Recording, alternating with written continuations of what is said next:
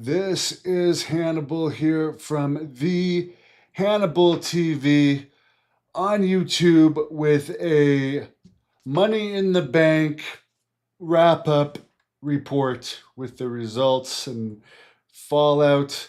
The big news of Money in the Bank was the main event. Cody Rhodes and Jey Uso defeated John Cena and Logan Paul with the help of R-Truth, who returned after recently not having his contract renewed. There was a big backlash and they're bringing him back. Apparently, they're hinting that he might be back now as Ron Killings. They no doubt had a good crowd tonight. They're claiming it was sold out. Some people are showing that on the side, the hard camera side that they don't film on. Apparently, there was some empty seats, but between Worlds Collide and Money in the Bank, they definitely did well in LA today. They're claiming around 10,000 for the AAA show, and they're claiming 17,000 for the Intuit Dome show. Seth Rollins defeated LA Knight, Solo Sikoa, Andrade, and Chad Gable and Penta to win the men's Money in the Bank. There was only 5 matches, by the way. Becky Lynch defeated Lyra Valkyria to win the Women's Intercontinental Championship. There's so many belts these days, even the women's side has an Intercontinental side. Dominic Mysterio defeated Octagon, and this match was just added today to retain the Intercontinental title. Naomi, who is one of the Usos' wife, I believe, so technically involved in that Samoan dynasty Rock family, defeated Roxanne Perez, Rhea Ripley, Julia, Stephanie Valker, and Alexa Bliss to win the women's Money in the Bank briefcase. So only 5 matches, which is one more than the usual. They did officially announce WrestleMania will be in Vegas. When Triple H was asked about the biggest reason for the location change, he said it was hard to say. Obviously, the real reason why they dumped New Orleans for Vegas was money. He did say it's hard to say, but it was a great opportunity. And it was a win-win for everyone involved, including New Orleans. I don't know if the New Orleans people would agree with you on that. It was a rumor that they were the ones that leaked the news that it was going to Las Vegas before they could officially announce it. Apparently, locations are now paying them more than ever to go to locations like Vegas, paying them to come there, but they're still charging more than ever. So there's a lot of greed going on. By the way, I did do a short on this. The AAA pay-per-view or whatever, AAA special premium live event was on YouTube, and I watched the Vikingo versus Chad Gable. And Conan said this is like a Michael Myers match where nothing can kill these guys. These guys were getting up seconds after taking like pile drivers and power bombs from the top rope, Canadian destroyers to the apron. Like, as I said, in a movie, if it is a guy like Michael Myers or it's a superhero movie or something, I can suspend my disbelief and watch it. But if it's like, we know regular movies are fake, but someone's going to die from a bullet. If they're dropped on their head, they're going to have to go to the hospital. In wrestling, we now expect these small wrestlers. I mean, Vikingo and Chad Gable, they might be in decent shape, but they're small.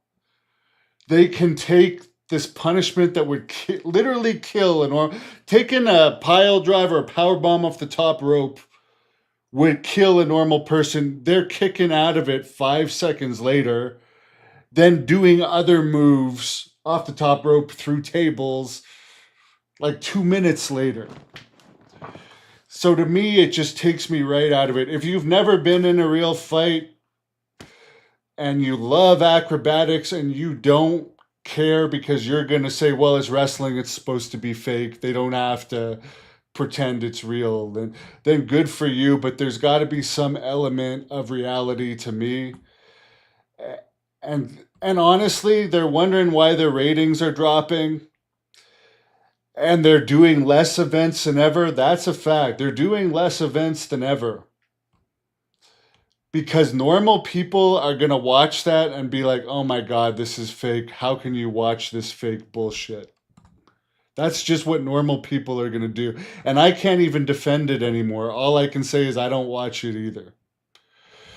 Aaron checking in from Niagara Falls. That's where I interviewed Mr. Wonderful Paul Orndorff, who, by the way, I interviewed his son this week, who was talking to me about his other son, Paul Orndorff III, who just really has had a lifetime worth of arrests and is a sad situation. Mike thinking about Piper, who loves her yogurt. Harris Brothers, I'll get them one of these days for sure. I never actually I'm not going to hold it against him. Conan was best in WCW for me, but he's a good politician. Got nothing against him. I got along with him personally. He commentated that Worlds Collide pay-per-view. So he's finally in WWE through AAA. Would I ever interview Shannon Moore? Yes. There's probably like 4 or 5 matches of his ex-girlfriend Lindsay Snow on this channel, and I am supposed to interview her next week. Dr. Sebastian agrees with me that it ruins the credibility, and you'll have Meltzer and Brian Alvarez and all these guys saying this is great, and Will Ospreay and Ricochet are amazing. I actually heard Meltzer says that he doesn't understand why so few people are watching WWE on Netflix and is losing 4 to 5% of its audience on Netflix every week. The Netflix deal is bombing, and it's highly unlikely it's going to be renewed for another 5 years. And Meltzer's like, I just don't understand. Too much of a good thing, I guess. If you have steak every night, you're going to get sick of it. I don't understand how anyone could watch stuff where someone's getting up right after a powerbomb from the top rope and think it's great. It's just so phony. And I'll be honest, it's gotta hurt a little bit. I will assume maybe it's different for a small guy, but something like that would hurt a little bit. And you're like, even if it does hurt, you're making the fans think that it doesn't hurt by getting up so soon after. Like, that should be a finish if you're gonna do it. It should not be something you get up from. Anyways, this is why I don't watch it, because I don't like to get mad about it. But I happen to be at the gym doing some cardio training, which, by the way, my Blood Hunter Thirst and Rage movie, there's going to be some wrestling celebrities in it, and I'm really excited about it and training really hard for it. But I've been doing a lot of extra cardio trying to get my abs in for the movie. And I just happen to be watching it, but maybe I shouldn't watch it if it's going to aggravate me so much, because wrestling has changed so much from the product I grew up loving. But one good thing, I'm glad R-Truth is back. I mean, they were being greedy. They got rid of him. He was making $550,000 a year, and he'd only had 6 matches this year. I get why they cut him, but it's nice that they took the feedback and rehired him. I appreciate them doing that. He seems like a good guy, and he seems like he's good for morale.